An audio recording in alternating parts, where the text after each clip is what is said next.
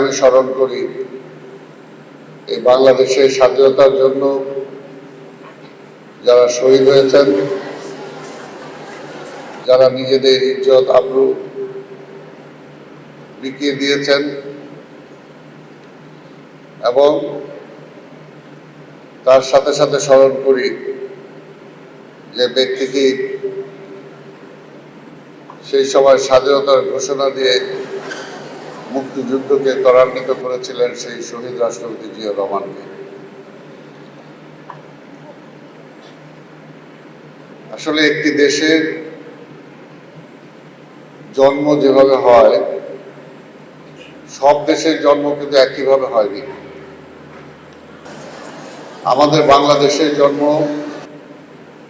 আমরা একটি যুদ্ধের মধ্য দিয়ে ছিনিয়ে এনেছি, কারণ দয়ায় কিন্তু আমরা আমাদের স্বাধীনতা পাইনি, বা আলোচনার মাধ্যমে আমাদের স্বাধীনতা নিশ্চিত হয়নি। একটি রক্তক্ষয়ী যন্ত্রের মধ্য দিয়ে আমরা আমাদের স্বাধীনতা অর্জন করেছি। কাজে আমাদের কাছে স্বাধীনতাটা ভিন্ন, সব দেশের মতো একই রকম নয়। 200-র বেশি সার্ভিস ও ফিচারে লেনদেনের সব বিকাশ অ্যাপে সম্ভব। আজকের এই তরুণ প্রজন্মের কাছে অবশ্যই বাংলাদেশের ইতিহাস এবং সঠিক ইতিহাস তুলে ধরাটা আমাদের খুবই জরুরি। বিভিন্ন সময় ইতিহাসকে বিকৃত করার জন্য চেষ্টা করা হয়েছে। আমরা সবাই বলি ইতিহাস থেকে শিক্ষা গ্রহণ করা জরুরি, কিন্তু আসলে আমরা কেউ ইতিহাস থেকে শিক্ষা গ্রহণ করি না। কিন্তু এটা সত্য যে চূড়ান্ত পর্যায়ে ইতিহাস তার ধারাবাহিকতার মধ্যে দিয়ে এগিয়ে যায়। কেউ ইচ্ছা করলে হয়তো কিছুদিন সেটাকে ডিরেল করতে পারে, কিন্তু চূড়ান্ত পর্যায়ে সেটা পারে না। বাংলাদেশের ইতিহাসও আমরা বিশ্বাস করি, আমরা হয়তো যারা যুদ্ধ করেছে একদিন থাকবো না, কিন্তু তার ইতিহাস থাকবে।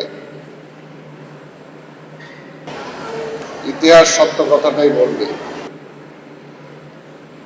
আসলে পাকিস্তান জন্মই হয়েছিল এমন একটা ভাবে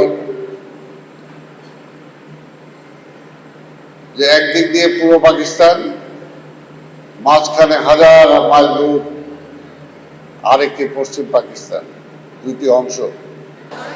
পৃথিবীর ইতিহাসে খুব